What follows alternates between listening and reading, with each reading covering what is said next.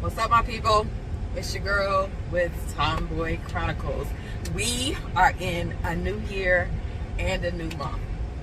While I sit here and wait for my car to defrost because it's cold out here, had a little time today, so I want to just go over a couple of things. I've been thinking the past, a couple of weeks or so. I think last month we talked about, dating and how dating is going for me and things like that. Dating one person at a time.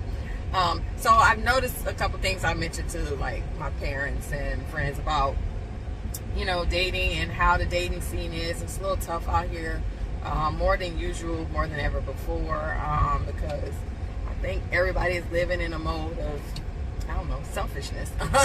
So I came up with, I was like, it's three types of men. This is just my opinion, by the way. It's not fact. It's not everybody. It's not whatever. It's just what I've gathered throughout my life. So it's like three types of men, and these men live in certain places. And my dad was like, I came up with this theory because I'm in real estate, so maybe not. So again, the first man is the man that lives in the projects, or couch surfing, things like that, or essentially homeless. So live in the projects, essentially homeless, couch surfing, really don't have anywhere to live, don't have transportation for themselves, don't really have any too much going for themselves. And this is the type of man that is going to beat a project, because you date them because you see they have potential, but they don't know they have potential. They're going along for the ride, and you spend all this time and energy on this project man, in hopes that he's going to be a good man, he's going to be a better man, because you're pouring into him, and you're going to get something out of it. 9 times out of 10, he's going to stay a project man. He's just going to go from the next person to the next person, as long as someone's doing for him and take care of him. He doesn't really have to do anything. He doesn't really have to get his life together or anything like that. So that's the first man. Second man is, apartment, condo man. Lives in an apartment, lives in a condo. This man, seemingly has his life together, has a career, has a job, career, has his own place, and probably has his own form of transportation, or can get around on his own. These men, you date them, but they're still not in the mindset of marriage. So they're going to date, they're going to have relationships, and they're going to bounce from a relationship to another, sometimes pretty quickly, but they like living the single life, essentially. They just want a partner to help in the areas where they don't want to do, things they don't want to do, things they don't want to take care of, and have some, like my daddy said, they like to have some in-house booty. You know what I'm saying? So, like, this man, eventually he'll get around, he'll come around to wanting more, but they think they're not really at that point. And then the last man you have is the homeowner man, the man that is in the house, has a career, has a car, has everything going for him.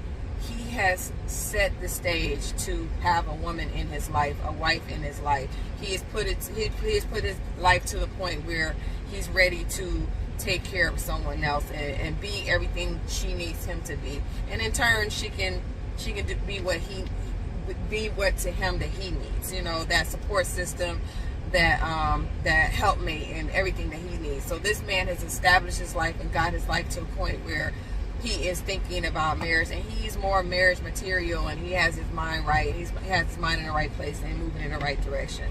So those are the 3 levels of men, based on where they live and how they're living. Like I said, this is not every man, but ladies, we have to pay attention to what's presented in front of us. We have this thing where we want to go for potential, and we want to go for, he could be, he would be, he may be, he said he's going to do this, he said he's da-da-da. You have to really look at what the person is doing at right now, how they are with you right now, what they have going on in their life right now. The other thing is, like, both my parents are telling me that I should just stay single, and it bothered me. It bothered me for the past couple of weeks that, like, why would you want your child to be alone? And and speaking to both of them is like, they don't want me to be hurt. They don't want me to continue to get in situations where it's a project and I'm doing all the work and I'm doing all the giving, and I'm not getting what I need in return. They feel like the people that I date are not taking the time to get to know me and what I need out of a relationship, and that's important. We go into dating now. Most people ask the question, "What are you looking for?" And it's that first question that sets the tone for the person that you're dating. So, what are you looking for? And, I'm looking for this, this, and this. And you tell the person honestly up front the things that you're looking for and what you're bringing to the table. And hopefully, you guys are communicating and you're listening to one another, and you make that decision. Yeah, I can't be that person for you, or yes, I can be that person for you.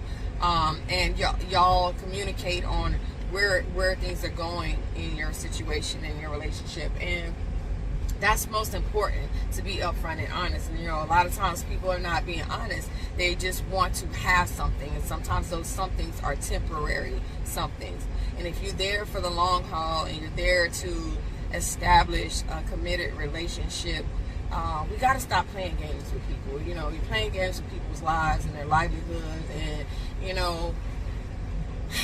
I know it's easier said than done, because it's going to be people out here that's going to take, and they're going to tell you whatever you want to hear, so they can take. I just wish that we were better to each other, and we loved more, and we considered, the other person more. I got into a conversation with one of my guy friends about his behavior and his mindset, and I say, you see things through your own point of view, and that's where you will fail, and you continue to fail in relationships. You're not going to ever have anybody if you don't learn how to communicate and also think about the other person and how they're viewing what you seem to think that they're the problem in the situation. You're not taking a step back and looking at what you contribute to the situation. You got to stop saying me, I, and think about the other person. I mean, in some situations, the other person still can be wrong in how they're doing and what they're doing, but everything comes from something, even if like a woman reacts to something, like again, it's a reaction to something that's happened to her, something that was said to her. So we have to be mindful of that. We have to learn the balance between selfish and selfless. So selfish is creating those boundaries where I'm not finna allow somebody to make me feel this way or that way or do these things to me. I need to set these boundaries and say no, and this is not what I want. And that's being selfish. Selfless is giving of your heart and open yourself up to new experiences. A lot of us are going into relationships bringing in old traumas, old baggage, old feelings, old triggers, and doing the shutdown. Like when you shut down because you're afraid of opening up again to find love, how are you expecting to find love? How are you expecting the person that you're dating or pursuing to know that you're in it for the same reasons that they are, if you're shutting down and you're not showing that side, that vulnerable side, like they're giving? So in dating, we do have to take risks, but we do have to pay attention to red flags. We do have to pay attention to where a person is at, what they're doing right now, not what they could be doing or what they was doing before they met you. You have to go off what they're doing right now.